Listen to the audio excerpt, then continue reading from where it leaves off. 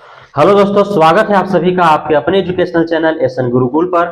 आज के इस वीडियो में हम आपके द्वारा जो कमेंट सेक्शन में पूछा गया प्रश्न था कि ग्रेजुएशन और डीएलएड एक साथ है क्या होगा, और इसी से जुड़े कई प्रश्न थे। उन प्रश्नों का हम जो है बेहद ही सरल और आसान भाषा में आपको जो है इस वीडियो के माध्यम से जवाब देने का प्रयास कर रहे हैं। आप इस वीडियो में अंत तक बने रहेंगे। आप अभ्यर्थियों का इस से जुड़े जितने भी प्रश्न हैं, आपके दिमाग में जितने भी असमंजस दुविधाएं हैं, वो जो है इस वीडियो पूरा देखने के बाद आपका सारा जो है असमंजस दुविधा समाप्त हो जाएगा। तो वीडियो में अंत तक बने रहे। आपका जो है ग्रेजुएशन और डीएलएड एक साथ है क्या होगा को लेकर के कई प्रश्न हैं, जिसमें से मैंने कुछ प्रश्न उठाए हैं। तो पहला जो आपका प्रश्न था, अलग अलग अभ्यर्थियों का अलग अलग सेशंस हैं। ग्रेजुएशन जो है 16, 19, 17, 20, 18, 21, 19, 22 और डीएलएड का सेशन 16, 18, 17, 19, 18, 20, 19, 21, 20, 22 है। तो क्या सातवां चरण शिक्षक बहाली के लिए आवेदन कर सकते हैं अथवा नहीं, ये प्रश्न है। दूसरा प्रश्न है कि ग्रेजुएशन रेगुलर और डीएलएड एनआईओएस से है और दोनों एक ही सेशन में है तो क्या होगा। और एक प्रश्न है कि ग्रेजुएशन डिस्टेंस और डीएलएड रेगुलर है तो क्या होगा। इन तीन प्रश्नों का मैं जवाब अभी देने जा रहा हूं। हमने आपको एक वीडियो में बताया था कि जो आप कोर्सेज कर रहे हैं एक ही सेशन में एक ही साथ दो कोर्स जब अलग अलग कर रहे हैं तो आपको ध्यान देना है। उसके लिए तीन पाबंदियां, तीन शर्तें हैं। तो उन तीन शर्तों के अंतर्गत यदि आप जो है कोर्सेज कर रहे होंगे दो कोर्स एक साथ तो आपका वैल्यूएबल है।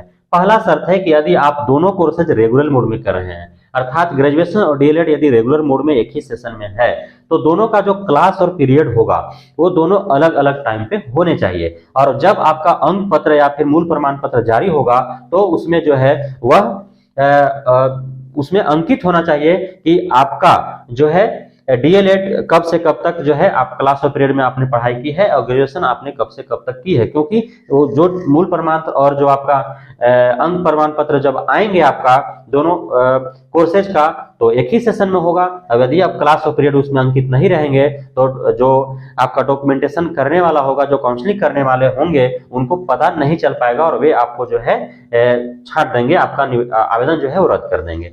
तो पहला शर्त है। दूसरा है कि आप जब दो कोर्सेज एक ही सेशन में कर रहे हैं तो एक रेगुलर मोड में होना चाहिए और एक डिस्टेंस मोड में होना चाहिए। अर्थात आपने ग्रेजुएशन यदि रेगुलर मोड में किया है और डीएलएड यदि एनआईओएस, इग्नू या नालंदा ओपन यूनिवर्सिटी से किया है ओपन मोड में तो आपका मान्य है, कहीं कोई इशू नहीं है। तीसरा जो शर्त है कि आप यदि दो कोर्स एक सेशन में एक ही साथ कर रहे हैं तो दोनों कोर्सेज ऑनलाइन होंगे, दोनों कोर्सेज डिस्टेंस मोड में होंगे तो कोई समस्या नहीं है। तो ये तीन शर्त के अंतर्गत यदि आपने कोर्सेज किया है तो आपका मान्य है, कहीं कोई प्रॉब्लम नहीं है। और एक बात स्पष्ट मैं कर देना चाहता हूं, क्योंकि ज्यादातर लोग जो है एनआईओएस से डीएलएड किए हैं 17-19 सेशन में और उस समय उनका ग्रेजुएशन चल रहा था।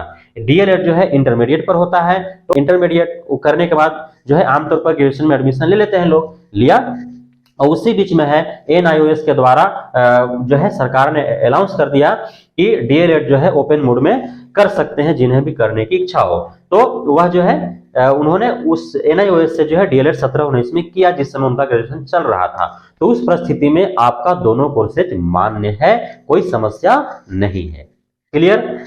अब जो है प्रश्न है कि ग्रेजुएशन मार्च में कंप्लीट हुआ, 3 साल का त्रिवर्षीय कोर्स होता है ना, first year, second year, third year, part 1, part 2, part 3।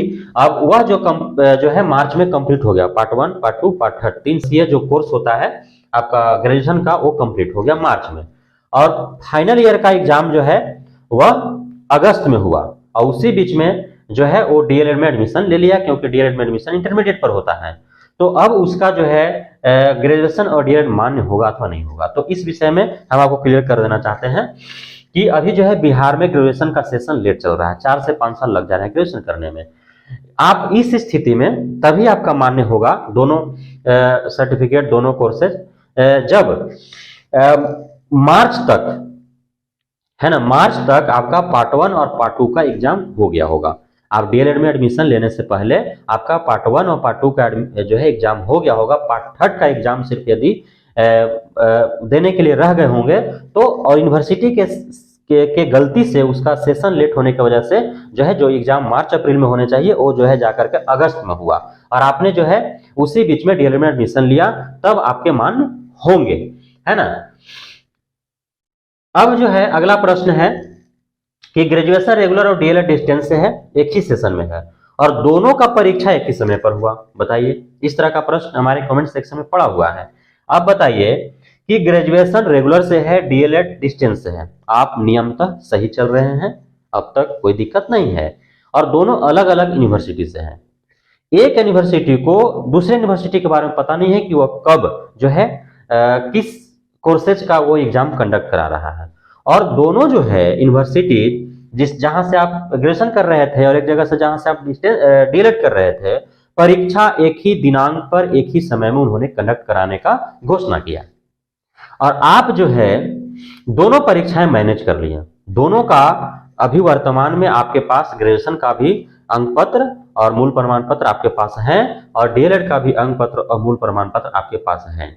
दोनों आपने मैनेज कर लिया उस समय। कैसे मैनेज किया वो आप समझिए।